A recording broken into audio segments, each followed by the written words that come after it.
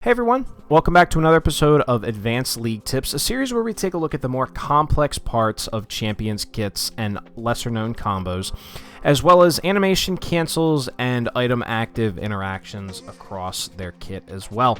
Today we're going to be taking a look at Vi, and more specifically we're going to be looking at Q flashing with Vi's dash, as well as interactions with that dash and other item actives. So without any further ado, let's just jump right into it. Now the first thing we're going to take a look at, as I had mentioned, is Q flashing with Vi. Now the thing that's interesting about this ability is that unlike other dashes, which are actually instant upon cast, this one actually has a charge time. Now, taking a look at the charge time here, you can see that the Q winds up and you can choose the distance up to the maximum range that you want Vi to dash, and when you let go of the Q button, this ability will execute. Now, the reason for knowing this is that unlike other champions that have dash and flash combos, Vi's combo can actually be used in two different ways. So the first example, as we can see here, would be dash and then flash. Now, how this works is you charge up the Q, and in the middle of Vi's dash after release, you can flash your hitbox onto the enemy's hitbox, and that will proceed to execute the crowd control knockup. Now, in the case of other champions that have instant dashes, such as Shen or Gragas, Vi can actually use this combo in reverse to her advantage because of the charge time.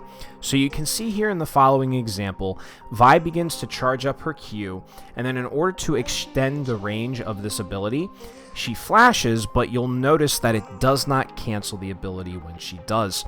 So in this combo, she can use the flash to extend the range of her punch by going Q flash Q, whereas the last combo would be more of a guaranteed hit of her crowd control, where she dashes towards an enemy and then flashes on top of them to land the crowd control. So to put these two combos into context, first we have the dash flash, which is meant to help guarantee landing crowd control on an enemy that might slightly be out of range.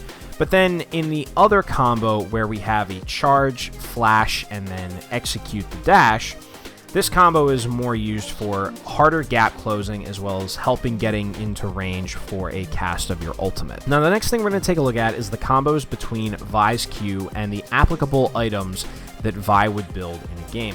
So the first example we're going to take a look at is the Goredrinker Q combo with Vi. Now the first combo we're going to look at is Vi's Q with Goredrinker. This one is very simple. After the wind-up time for Vi's Q, as soon as the dash begins, we can begin our cast on Goredrinker. However, you want to cast this as fast as possible considering the dash speed of Vi's Q. So if you want to get two instances of damage off on top of each other, as soon as the dash for Vi begins, press Goredrinker and it should go off at the same time that the Q lands. Now the next item we are looking at is Stridebreaker. Now this is a weird one because of the three mythics that we're going to look at for this combo, Stridebreaker is the one that you would least likely buy. However, you can see here in the following example that Stridebreaker actually interrupts Vi's Q. So even if you get really close in the middle of your dash to the enemy and then cast Stridebreaker, it will interrupt the knockup and it won't execute. Practically, however, this can be used for repositioning either on a miscast or trying to dodge a skill shot. In this example, you can see that we Q forward and then Stridebreaker backwards. Also, we can Q forward and then Stridebreaker off to the side. And in this last example, we're going to be taking a look at Vi's Q with Prowler Claw. This one is probably the most useful as well as the most effective in terms of actives combined with Vi's Q. Now, unlike the other two examples, this one has a crazy interaction where you can get both the debuff, damage from Prowler's Claw, and the Q knockup together.